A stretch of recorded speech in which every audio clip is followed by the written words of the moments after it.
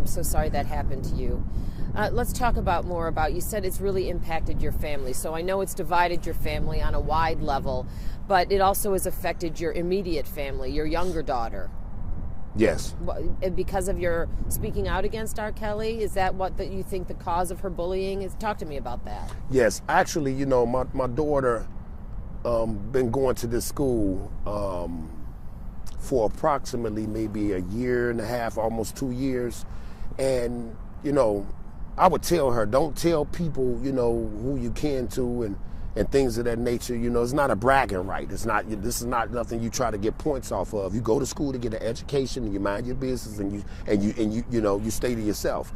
But a lot of other kids seen me before, probably in her home, visiting her, that went to school, and they seen me on the news. So of course, the word of mouth started spreading as far as who I was and who I was related to, and they was able to put 2 and 2 together to see who my daughter was related to. So of course that got back to the school.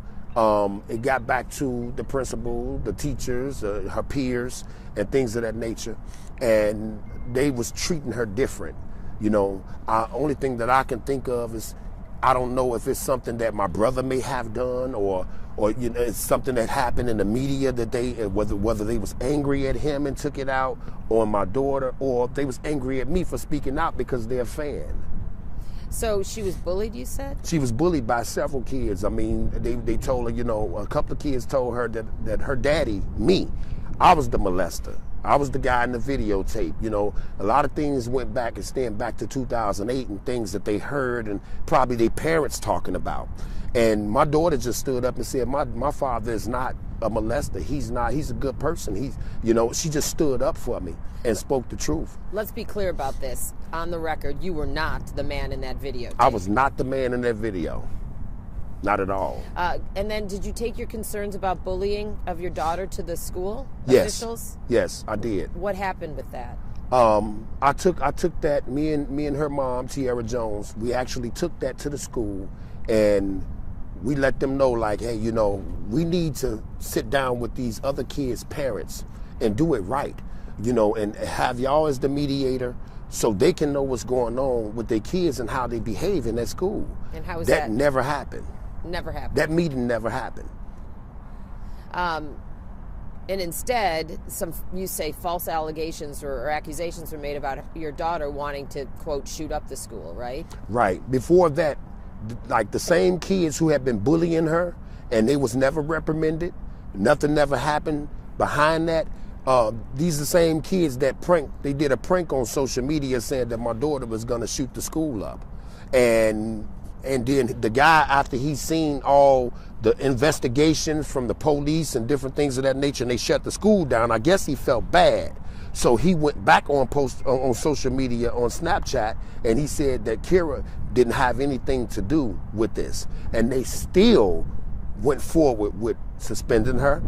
They still went forth with a full investigation and things of that nature, and nothing happened to this child that actually put the word out there that the school was going to be shot up. That must have been hurtful. And it still is. So I know she's out of school now. What about accusations levied against you? Who's making them? Right now, I have Sinithia Fullilove. That's one of my kids' moms that's going around saying different things and coercing my daughters to say that I touched her. I touched one of my daughters.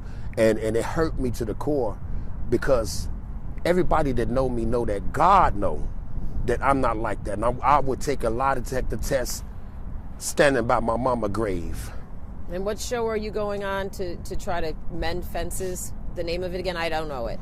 Ayana Fix My Life. And you're doing that to try to bring your family back together? I'm trying to bring my family together, and I'm trying to actually get answers, because I know that the things that's transpired and taken place, I really don't know what's really going on. All I know is that my brother has a lot of influence over people, minds, fans, different things of that nature, even family.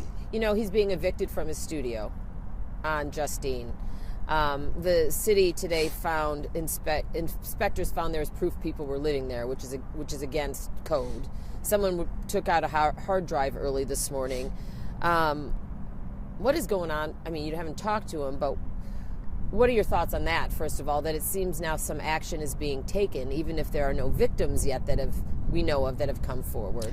Well, going back to the question that you asked me earlier, as far as the last time I spoke with Robert was in 2008. Once he beat that case, I called him and I said, hey man, God gave you another chance. God gave you another chance.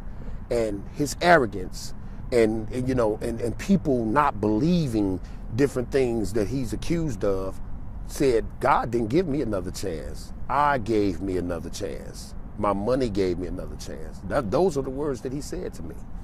And I looked at the phone like, are you serious? I mean, these allegations that you was accused of is very serious, and for you to escape through the loophole and still get another chance, that's maybe a sign from God that you need to change your way of living, change your habits, and change the things that you're doing that's causing people to bring cases up on you like that. And you don't think he's changed? Not at all. He needs help. My brother needs psychological help. But, like they say, the first step to recovery is admitting it. He won't admit it. He won't admit it. And long as he got fans and people saying, "Oh, I love him no matter what." One of my partners was at a barbershop, and the lady was speaking on Robert's behalf and saying, she would still buy his music, she would still do this. Okay, fine. But he asked her, he said, would you let your daughter that's 12 go to his concert? Would you take your daughter to his concert and leave her there? See, people is not in those shoes. And what do they say? I mean, no, I'm not. I wouldn't do that. But they're they're in support of other people's children going through things, because it's not affecting them and their family and their household. So you think he needs help? Do you think investigators need to continue to pursue looking into his conduct with women and children? Yes, I do. Yes, I do. Because long as this situation go away, or it would die down. Like he said on social media, they should have came and got me. They should have came and did this 30 years ago. He said that on his social media page. So, a lot of people is questioning, what is he saying? If they would have came and did this 30 years ago, was you doing it? So it's like a lot of different things that he's a power freak. He's a control freak. If he can't control the situation, he's going to try to maneuver or do something. He has to come face to face with his demons, because a lot of people out there that's saying what they're saying, I just don't believe they're lying. And at the end of the day, this is my mama's legacy. A lot of people think that we was raised like this. We wasn't raised like this. We was raised to respect women, respect our elders, respect people, treat people how we want to be treated. So it's like her legacy died with her. And that's why I'm speaking. That was going to be my last question. And do you regret, but you kind of just answered it, do you regret taking part in surviving R. Kelly? No, I don't. Because I'm still surviving R. Kelly. I got to look over my shoulders. I got to, it's just different things that I have to do. I'm not speaking to my family. Some of my family members not speaking to me. So, it's a life-changing situation that's going on. And at the end of the day, I pray for my brother, because that's still my mama's child. A person can't, I love my mama, Joanne Kelly. I can't say that I love her without loving her seed. But her seed is a bad seed. I'm so sorry. What else would you like to add? I would like to say too that I have a daughter mom in Cleveland, Ohio, that's saying things. Her name is Andrea Woodard, and basically, Andrea Woodard and Sinethia Full of Love is actually coming together 18 years later, saying that I've done something. Why? Because I'm speaking the truth on R. Kelly. See, these people, even though they're my kid's mom, they are fans of his and always been. So I'm just trying to understand, if something happened to your child, Dana, and you knew about it, would you wait to report this to your child if your child came to you and told you this is what happened to her and her father is the one that did this? It don't make sense. Yeah, no, I wouldn't. Well, I hope you can get through that. And I mean, it just seems to me, well, it doesn't really seem anything. I just think it's really, really sad, and I'm sorry for you. And I hope that these false accusations get worked out? Oh, they will, because God, he sits high and he look low and he know everything. Do you think that is this recent, and is it because of surviving R. Kelly, or did they start making these accusations or coming together to make this accusation before the documentary? Well, to be honest with you, I just found out the other day because I actually spoke to the auntie Dorothy Full of Love. Mm-hmm. This is their mom's sister. And she don't believe these allegations because she watched me raise my kids. She watched me raise her kids. She left me with her kids. Mm-hmm. These are people that trusted me. And so, you know, she just informed me yesterday that, hey, you know, they've been saying this for a few years amongst the family. That I supposed to have one of your own daughters. I tried to molest my daughter. I tried to molest her. And so she was like, I'm just now hearing this by her being the auntie. So it didn't make sense because, like my sister never told me this. Mm-hmm. My mama didn't know about it.